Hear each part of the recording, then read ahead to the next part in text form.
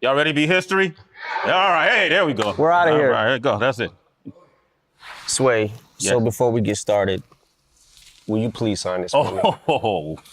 Oh, shit. Damn. Wow. Wow. Look at how, yo, you look like a kid. You're a kid there. Damn, man, I was a baby, bro. Crazy. That's our teenage years. Y'all didn't know I had bars once upon a time, huh? Man, you want me to say Marshall? You want me to say? Yes, please. Okay. That's M-A-R. That's H-A-L-L. Yeah, there you go. Look Hell at that, yeah, man. I man. signed a vinyl for him, man. Look at that, man. Look at Incredible. Look Yo, at that your shit. man, your signature's so much better than mine. Thanks, man. Yeah, no problem, man. Man, you threw me off with that. Fucked up your whole shit. Not really. I'm just impressed that you dug that deep in the crates, man. I didn't know you. I'm always digging in the crates. That's good to know, man. That's good to know. If you want to use any lyrics from any of those songs on that vinyl, bro. Well, I was gonna ask you when the cameras are off. There's a couple bars that I wish I could have. Yeah, that's cool, man. Go ahead, man. What's mine is yours, man. If it make your shit tighter, you know. Let's speak on bars, though. Here we are. Kamikaze came out. You know, you shocked the world the way you did it. What made you do it? I mean, a Revival came out December 2017. That wasn't that long ago. It's less than a year. What made you just drop it on the world the way you did? Because I feel like the way the climate is right now, if you give people enough time to, I got an album coming out in 2 months. You give people time to say, man, he better have a song like this or I ain't fucking with it.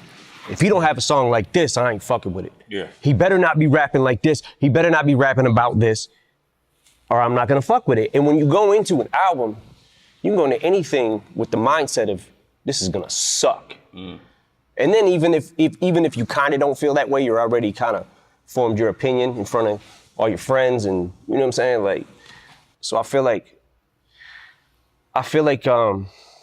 giving them no warning was the best thing to do just because it doesn't give people enough time to, you know, when the Revival track list came down the pipe. Yeah, I remember that. It was like, overwhelmingly, this shit is gonna be trash. Yeah. And that was before nobody really wanted to be wrong about it. Yeah. They had already formed, I'm not saying everybody, but a lot of people had already, formed their opinions. So. Yeah, that was interesting. Like Revival really ran through the ringer, so to speak, before it even got off the ground. But, you know, this is that day and age. You know, it's different now, right? Yeah. You know, how have you adjusted to that? Like before, which is what I find interesting about you, before you spent your whole career being critiqued and criticized by organizations like LGBTQ community or college campuses or police departments, you know, but hip hop always stood by you. So that was, that's where you found your refuge. But now it came from inside of hip hop. You know, how did that affect you?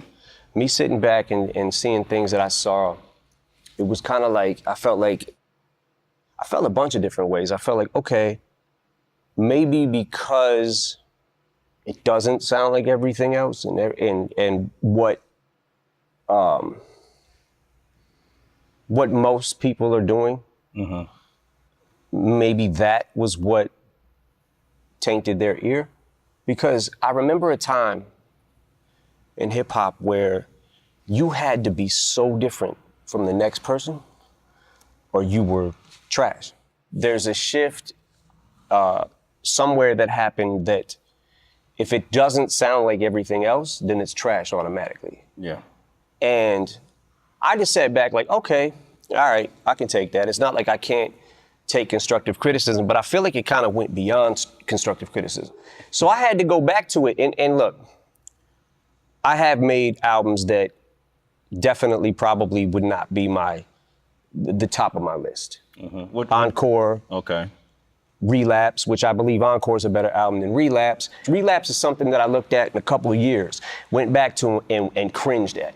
I was like, oh, Jesus Christ, I didn't even realize I was doing that many accents. I just started, for whatever reason, I just got into it and was just like, started on this weird serial killer vibe kind of thing. Yeah.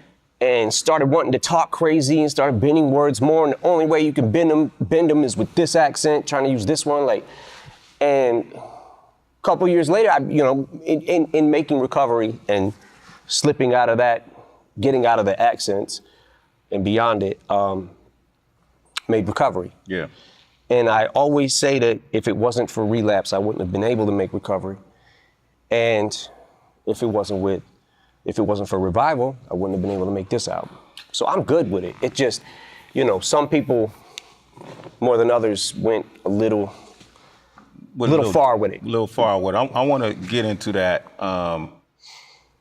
too. And I almost, when I listen to Kamikaze and I hear some people say, man, that's the vintage M we wanted. We wanted Shady back, right? And when I listen to it, man, I have to admit, man, I hear something in you on this album that kind of made me rejoice in a way I've done in the past.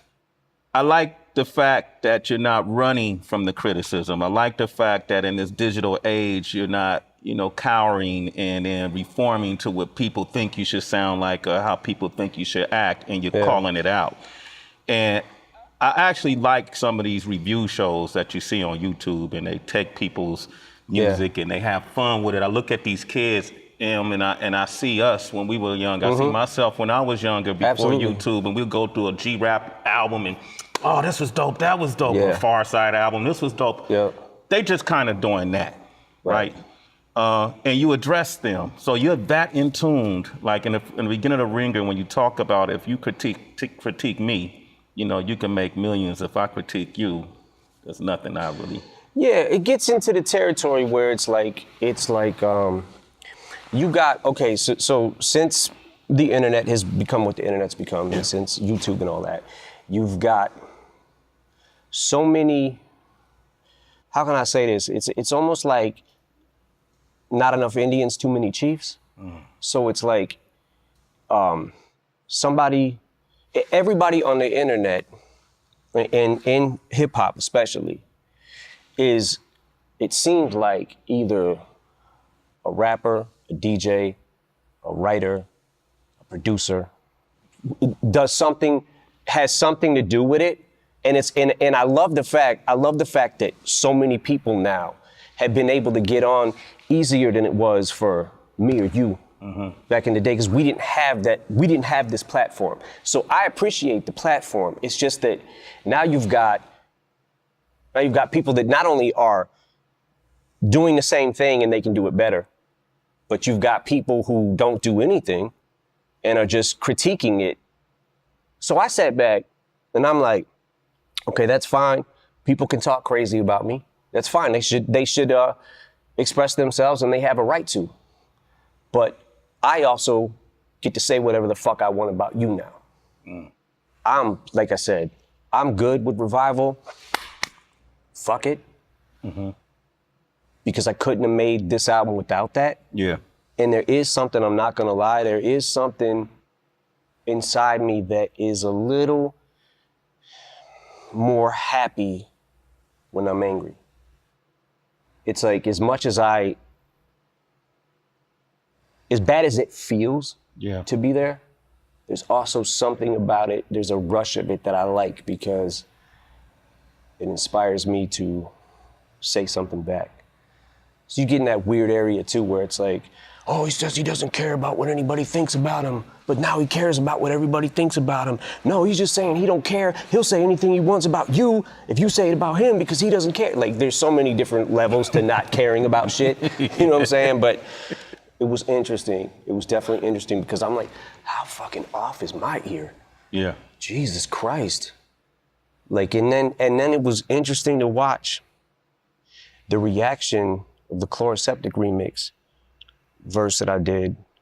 Yeah, with 2 Chainz, and you put that out in January, and you touched on, you guys formed your opinion just from a track. And that's where I was at. Yeah. At that point in time, that's definitely where I was at. But I watched people going, oh, why wasn't this on Revival? Honestly, what if I said it was on Revival? You won't know, because you didn't listen probably. Yeah. But I kind of felt like, okay, I guess this is what people might want. Because I'm always stuck in that, what the fuck do people want? Like you were saying, that the old M is back and he's too old to be the old M. He can't do, like, no matter what, when I zigged, I should have zagged. No matter what, you got half and half every fucking single time. You kind of say that. You allude to it in one of the songs where you said that you set the bar so high that, Yeah. at this point, everything's considered a failure. Like you're almost competing with yourself. Yeah. And you touch on it a lot in every song. Well, not every song, but majority of songs you touch on it, I appreciate. But I have to, like, the Joe Budden thing is really interesting because that, along with MGK, of course, is making a lot of noise out there. Mm-hmm. And it throws a lot of folks off. When Joe first started commenting, it was mixed reactions. Some people said it was disloyal. Some people said, man, he's entitled to his opinion. Mm-hmm. I would assume that obviously it got under your skin, considering the relationship you've had with him with Slaughterhouse. Yeah. How do you describe your relationship with Joe Budden? You went in on MGK. You guys had a discrepancy. You go down the fucking wormhole of YouTube and whatever, right? So I see Machine Gun Kelly talks about Eminem's daughter, whatever, right? So what the fuck? Click on it. Like, yo, why is he? Then he starts doing a press run, basically, about Haley. I'm like, what the fuck? Yo, my man better chill, right? So that's not why I dissed him. The reason I dissed him is actually a lot more petty than that. Now I'm in this fucking weird thing because I'm like, I gotta answer this motherfucker.